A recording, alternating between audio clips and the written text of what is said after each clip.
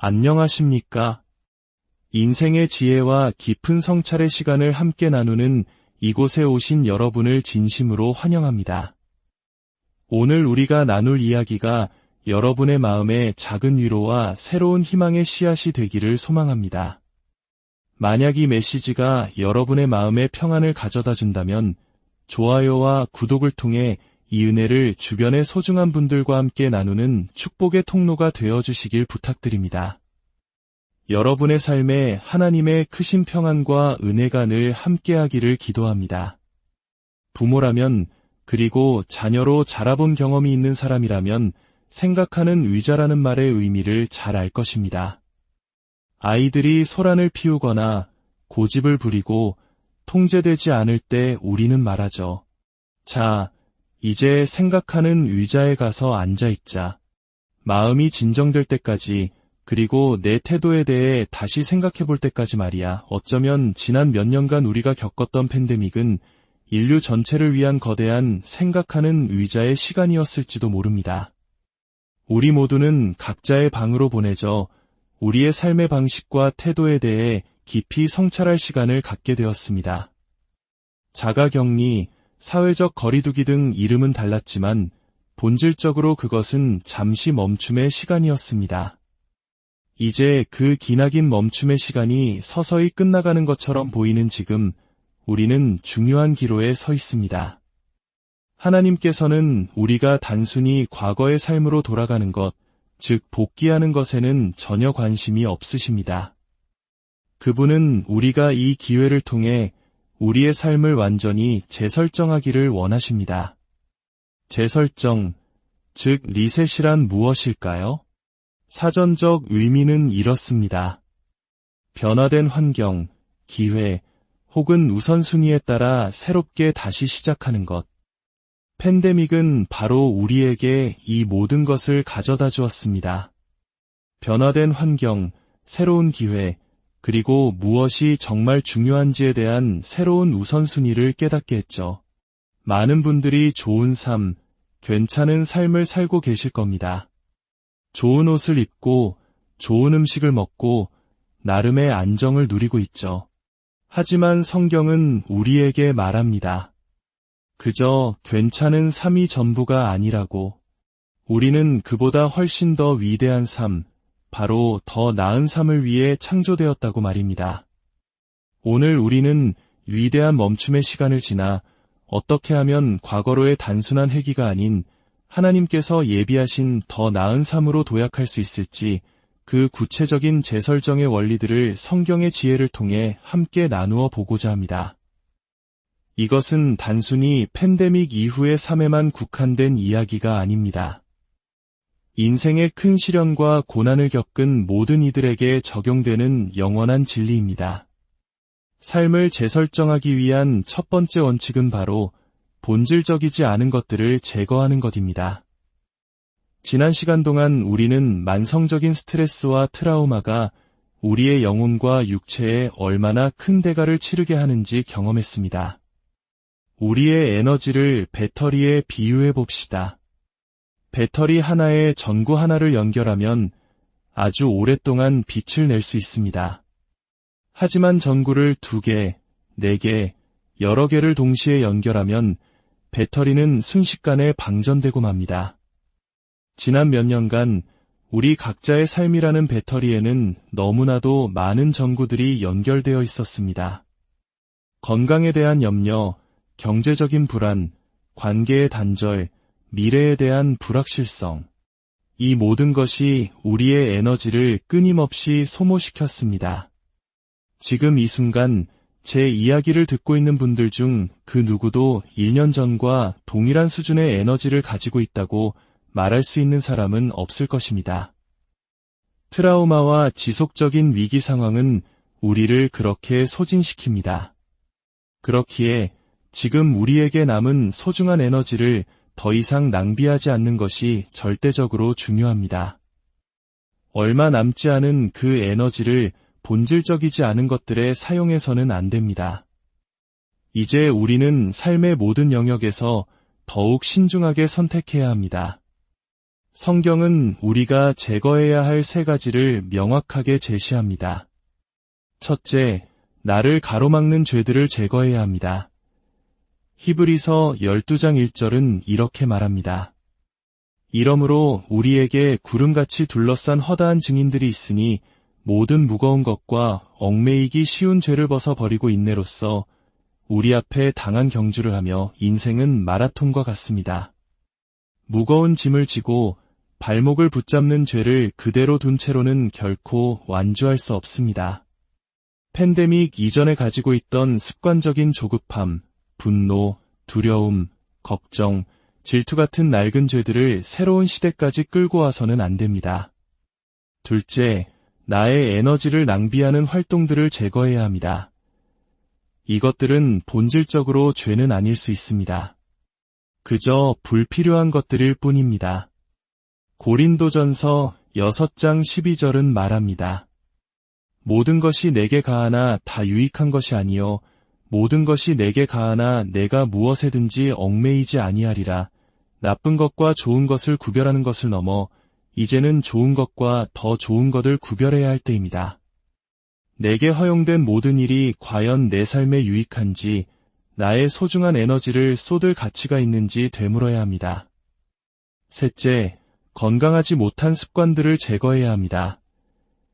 에베소서 4장은 단호하게 말합니다.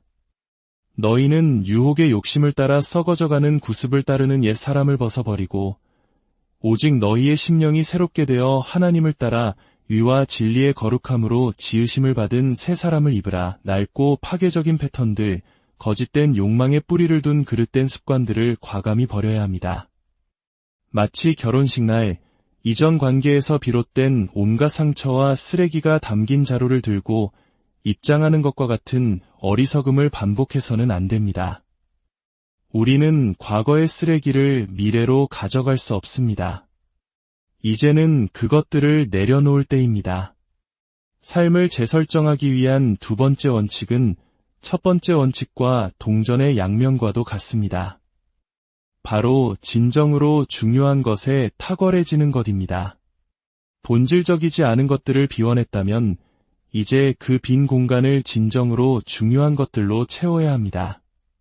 중요하지 않은 것에 대한 집중을 멈추고 가장 중요한 것에 모든 역량을 쏟아붓는 것입니다. 여러분, 인생에서 성공하기 위해 모든 것을 잘할 필요는 없습니다. 하나님도 우리가 모든 것에 능하기를 기대하지 않으십니다.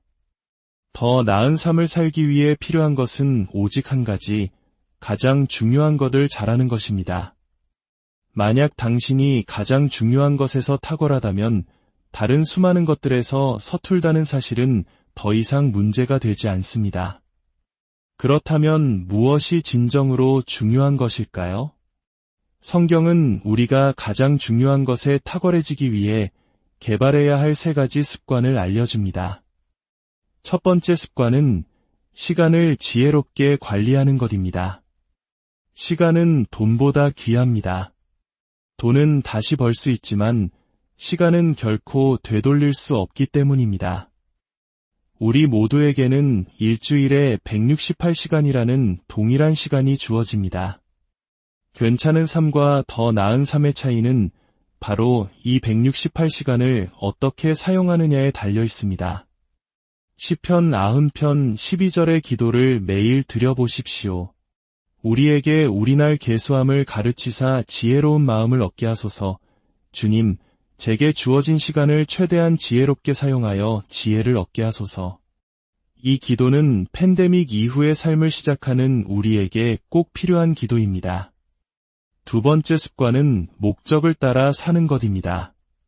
잠언 17장 24절은 말합니다.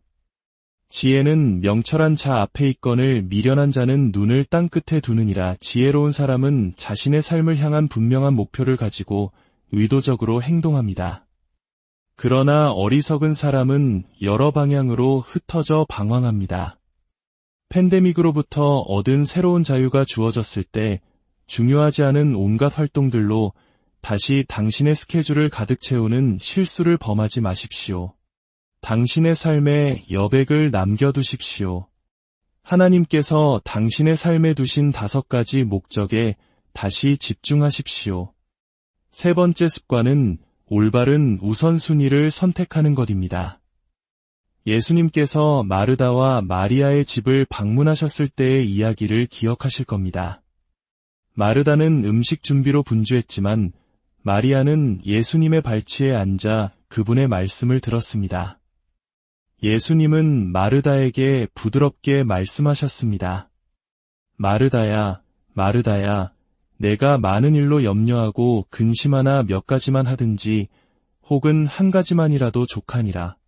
마리아는 이 좋은 편을 택하였으니 빼앗기지 아니하리라. 예수님께서는 오직 한 가지가 본질적이라고 말씀하셨습니다. 바로 그분과 함께 시간을 보내는 것입니다. 당신의 스케줄에서 예수님과 함께하는 시간이 최우선 순위입니까? 그렇지 않다면 당신은 결코 괜찮은 삶에서 더 나은 삶으로 나아갈 수 없습니다. 세 번째 원칙은 하나님께서 행하시는 새로운 일을 포용하는 것입니다. 제가 포용하다라는 단어를 의도적으로 선택한 이유는 이것이 단순히 동의하거나 마지못해 받아들이는 것 이상의 의미를 담고 있기 때문입니다. 포용한다는 것은 그것에 만족하고 심지어 그것을 사랑하게 되는 것을 의미합니다. 솔직히 말씀드리겠습니다. 우리의 삶은 결코 1년 전 팬데믹 이전의 모습으로 돌아가지 않을 것입니다. 과거는 과거일 뿐입니다. 우리는 뒤로 갈 수 없고 오직 앞으로만 나아갈 수 있습니다. 우리 앞에는 2가지 선택지가 있습니다. 과거를 그리워하며 불평하고 불만을 터뜨리거나 아니면 새로운 현실 속에서 꿋꿋하게 삶을 이어가는 것입니다. 성경을 읽어보면 하나님은 언제나 새로움의 하나님이심을 알 수 있습니다. 그분은 항상 새로운 일을 행하십니다. 더 나은 삶을 살고 싶다면 우리는 하나님께서 우리 삶과 우리 교회, 우리 가정과 이 세상에서 행하실 새로운 일들에 적극적으로 협력해야 합니다. 이사야 43장 18절과 19절에서 주님은 말씀하십니다. 너희는 이전 일을 기억하지 말며 옛날 일을 생각하지 말라. 보라, 내가 새 일을 행하리니 이제 나타낼 것이라. 너희가 그것을 알지 못하겠느냐? 하나님께서 행하시는 새로운 일을 포용하기 전에 먼저 그것을 볼 수 있어야 합니다. 만약 당신의 시선이 계속해서 과거를 향해 있다면 당신은 결코 하나님께서 지금 행하고 계시는 놀라운 새 일을 볼 수 없습니다. 과거를 향한 그리움은 백미러만 보며 운전하는 것과 같습니다. 결국 사고가 날 수밖에 없습니다.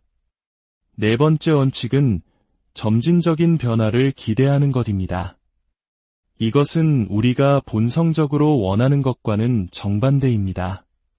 우리는 빠른 변화, 즉각적인 변화를 원합니다. 하룻밤 사이에 모든 문제가 해결되기를 바랍니다. 하지만 당신이 겪고 있는 문제는 하룻밤 사이에 생긴 것이 아닙니다. 그렇기에 하룻밤 사이에 해결될 수도 없습니다. 창세기에서 노아의 홍수가 끝났을 때 물은 순식간에 사라지지 않았습니다. 성경은 물이 땅에서 물러가고 점점 물러가서 라고 기록합니다. 조금씩 점진적으로 물이 줄어들었습니다. 하나님은 결코 서두르지 않으십니다. 그분의 시간표는 항상 우리의 것보다 느립니다.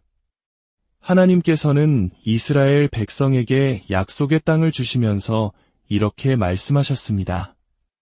내가 그들을 내 앞에서 조금씩 쫓아내리니 내가 번성하여 그 땅을 기업으로 얻을 때까지라. 하나님께서는 이미 당신의 삶에 예비하신 모든 축복과 약속의 땅을 결정해 놓으셨습니다. 하지만 당신이 그 모든 축복을 감당할 만큼 아직 성장하지 못했을 수 있습니다. 그래서 하나님은 당신의 삶의 문제들을 하나씩 양파 껍질을 벗기듯 한 겹씩 다루십니다. 괜찮은 삶에서 더 나은 삶으로 가는 여정은 단 한 번의 도약이 아닙니다. 그것은 평생에 걸쳐 이루어지는 점진적인 과정입니다. 자, 이제 선택은 당신의 몫입니다. 팬데믹 이후의 세상에서 당신에게 모든 자유가 다시 주어졌을 때 무엇을 하시겠습니까? 아무런 변화 없이 팬데믹 이전의 낡은 삶으로 복귀하시겠습니까? 아니면 이 기회를 통해 하나님께서 당신의 삶을 남은 평생을 위해 재설정하시도록 허락하시겠습니까? 만약 당신이 후자를 선택한다면 이 여정에서 당신은 혼자가 아닐 것입니다. 우리는 당신을 위해 기도하고 격려하며 당신이 넘어질 때 붙들어 줄 것입니다. 이제 잠시 함께 기도하기를 원합니다. 하나님 아버지, 저는 더 이상 과거의 낡은 저로 돌아가기를 원하지 않습니다. 새로운 저로 재설정되기를 원합니다. 제 삶에서 본질적이지 않은 것들, 저를 가로막았던 낡은 습관과 죄들을 제거할 수 있도록 힘을 주십시오. 이제는 진정으로 가장 중요한 것에 제 삶을 집중하게 하소서. 제 시간을 지혜롭게 사용하고 주님께서 주신 목적을 따라 살며 매일 주님과 함께하는 것을 최우선으로 삼게 하소서. 주님께서 제 삶에 행하실 새로운 일들을 기대하며 기쁨으로 포용하게 하소서. 때로 조급하고 임페이션트할 때 주님께서 점진적인 변화를 통해 저를 성장시키심을 기억하며 인내하게 하소서. 이 모든 여정 가운데 주님께서 제 발을 굳건히 붙드시고 온전케 하실 것을 믿습니다. 아직 예수 그리스도를 당신의 삶의 주인으로 영접하지 않으셨다면 지금 이 순간 마음을 열고 기도하십시오. 예수님, 제 삶에 들어와 주십시오. 저를 주님께서 원하시는 사람으로 만들어 주십시오. 저를 구원하시고 저를 주님의 가족으로 받아주십시오. 이 모든 말씀 우리를 사랑하시는 예수 그리스도의 이름으로 기도드립니다. 아멘. 여러분의 남은 모든 날이 주님 안에서 최고의